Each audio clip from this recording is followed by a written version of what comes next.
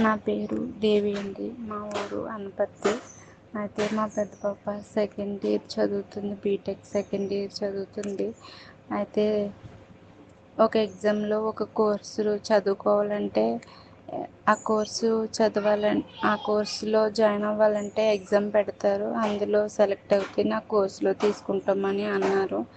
అయితే ఆ కోర్సు బయట నేర్చుకుంటే ₹1,00,000 నుంచి పైగానే ఉంటుందంట. ఇప్పుడే ఈ 2 సంవత్సరాల నుంచే కాలేజీలో స్టార్ట్ చేశారు ఆ కోర్సు. అయితే ఈ పాప అక్కడ నేర్చుకోవాలి కోర్సు అన్నప్పుడు కాలేజీలో 50,000కే నేర్పుతున్నారంట ఆ కోర్సుని. అయితే నేర్చుకుందామని 2 నెలల క్రితం ఒకసారి ఎగ్జామ్ పెట్టారు. అప్పుడు పెట్టినప్పుడు పాపకి డబ్బులు లేక ల్యాప్టాప్ తీసుకోక ఆ ఎగ్జామ్లోకి ఇంకా వెళ్ళలేదు. ల్యాప్టాప్లు ఉండాలి, ఎగ్జామ్ రాసిన తర్వాత కాలిపోయిన జాయిన్ అవ్వాలంటే ల్యాప్టాప్ ఉండాలనేసి లేక మానేసింది. కొంచెం డబ్బులు అలా చూసి మొన్న ల్యాప్టాప్ తీసుకున్నాము. ల్యాప్టాప్ తీసుకుని జాయిన్ చేసినప్పుడు అందరూ ఎగ్జామ్ రాస్తున్నప్పుడు అందరికీ ఎగ్జామ్ వెబ్సైట్ ఓపెన్ అయ్యింది. మా పాపకి ఇంకో పాపకి కూడా ఇద్దరికీ ఓపెన్ అవ్వలేదు.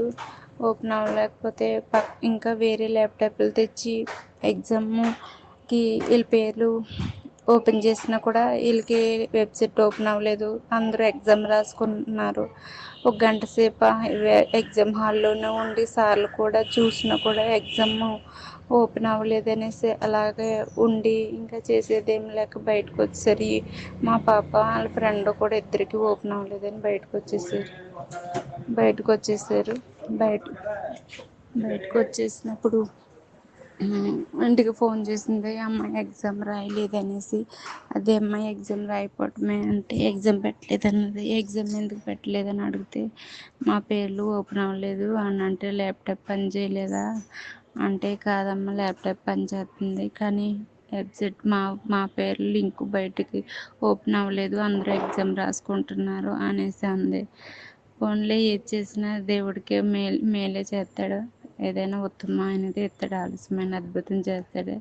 ఏం బాధపడకలే, మనకి ఏది జరగాలంటే అది జరుగుతుందిలే అని అన్నప్పుడు అలా చేసేది ఏం లేక వాళ్ళ రూమ్కి ఇద్దరు వచ్చేసి ఉంటే ఆ ఎగ్జామ్ అందరూ రాసి జాయిన్ అవ్వారు. ఏ ఎగ్జామ్ రాయకుండా సార్ మధ్యాహ్నం పిలిచి వీళ్ళు కొంచెం ఇంటర్వ్యూ చేసేసి క్వాలిఫై చేసేసుకుని ఆ కోర్సులో జాయిన్ అయిపోయారు. ఎగ్జామ్ రాయకుండా ఇంకా రెండోసారి కూడా మిస్ అవుతే మూడోసారి కూడా ఎగ్జామ్ పెట్టరు కదా తండ్రి. ఆ కోర్సు నేర్చుకోవాలంటే మేము బయటికి వెళ్ళి నేర్చుకోలేము, కానీ కాలేజీలో తక్కువకే నేర్పిస్తున్నారు కదా, అందులో నేర్చుకుందాం అనుకున్నప్పుడు వెబ్సైట్ ఓపెన్ అవ్వలేదు. ఇలా అయింది ఏంటండి, నీకు సాక్ష్యం చెప్తాను తండ్రి, నువ్వు గొప్ప కార్యం చేసే దేవుడు తండ్రి అన్నప్పుడు 2 గంటలకు ఫోన్ చేసి అమ్మాయి ఎగ్జామ్ పెట్టకుండానే నన్ను క్వాలిఫై చేసేసారు, ఇంటర్వ్యూ పెట్టేసి అని చెప్పారు. ఇదంతా దేవుడికే మేలు కలుగును కాక నేను ప్రార్థించుకున్నాను తలుపులు వేసుకుని. ఇలా జరుగుతుంది ఏంటి ప్రభా, నువ్వు ఏదైనా చేసే దేవుడు, నేను బిడ్డని అందులో క్వాలిఫైకి తీసుకున్నందుకు వందనాలు తండ్రి. ఇంకా అలా ఇంట్లో ఉండి స్తుతించుకున్నాను. అప్పుడు గొప్ప కార్యం చేసినందుకు ఇది కోర్స్ నేర్చుకుంటున్నందుకు నా బిడ్డ దేవునికే మహిమ కలుగును గాక. దేవునికే వందనం. ఆమేన్.